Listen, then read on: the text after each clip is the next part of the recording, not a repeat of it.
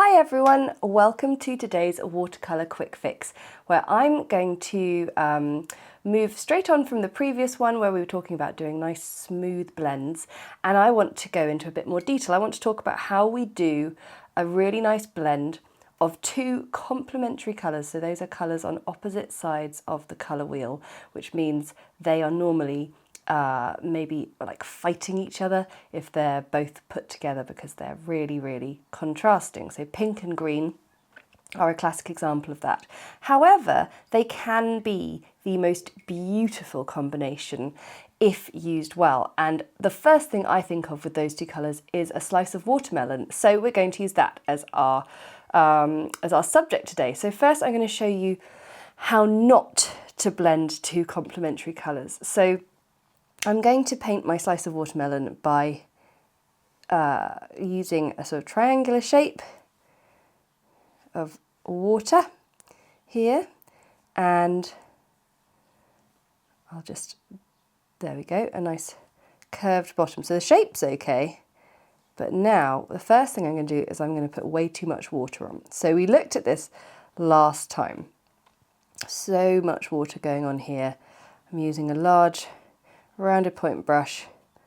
So the first thing is there's so much water on that we're going to struggle to control the colour because it's just going to be floating about on there. So let's see what happens when I put my permanent rose. Oh, that's nice. Yeah, that's kind of fun. Oh, cool. But oh God, am I going to be able to stop it going any further? I just don't know. Am I going to be able to get it as far as I want to? I just don't know. Now, if I get my sap green in the bottom, nice sort of, oh no, look, it's sort of retreating the colour. Okay, so I'm going to try and bring it up, and maybe if I bring the pink down a bit further, and uh-oh, now they're getting a bit too close to one another.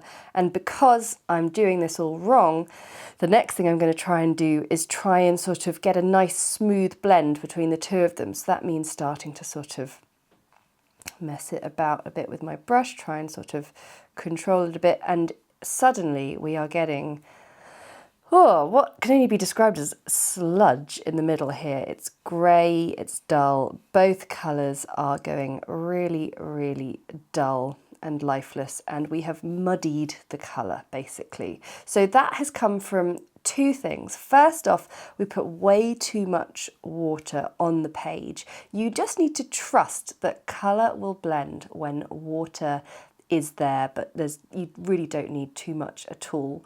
And then the second thing we did was we then tried to rectify it by pushing and poking the colours down into each other, and then doing that just even a tiny bit too much results in what we call muddying. So let's see how we should have done it. So the first thing I've done is I've got a new jar of completely clean, clear water, because we want clear water for vibrant colours. So the next thing, I get my brush in the water and I'm going to start creating my shape. But I'm not going to use nearly as much water as I did previously.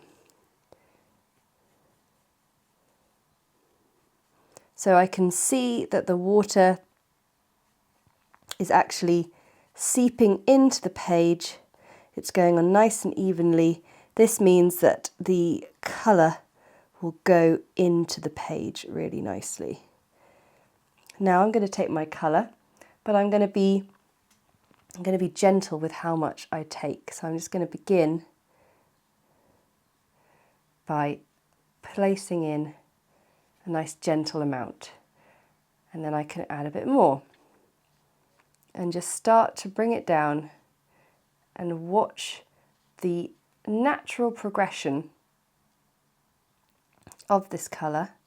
And I can add in a little bit more if I want, but I'm going gently, and I like to sort of dab in a bit at the top.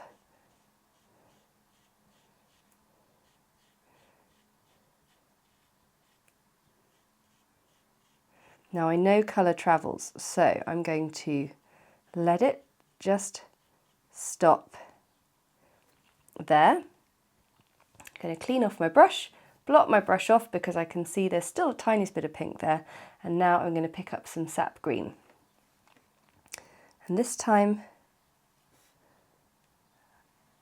I'm just going to start gently. Now I'm going to clean my brush off because that's quite enough. I don't need much more. And if I want, I can just gradually bring that up, bring it a bit closer to the pink. But of course we know that with watermelon, you do get that lovely sort of pale section of almost white in between the pink and green, which is a lovely way that we can keep these two colours vibrant. Now, that's really, really lovely. They're both looking really, firstly, they're looking very bright and colourful. They're looking vibrant. They haven't muddied at all. But as we are painting a watermelon, we could just go one step further with this. And I've just grabbed a tiny bit of red. And I'm just going to drop that into the top because it's still just a little bit wet. And I'm going to let that drip down of its own accord. And then I'm going to get some sap green and mix it with some hooker's green. Because whilst we're here, we may as well do a fun little watermelon slice tutorial. And I'm going to just paint one more line of vibrant green along that edge, and that has just really intensified the blends on both ends. And just for fun, I'm just going to pop in some little black watermelon seeds, because why not?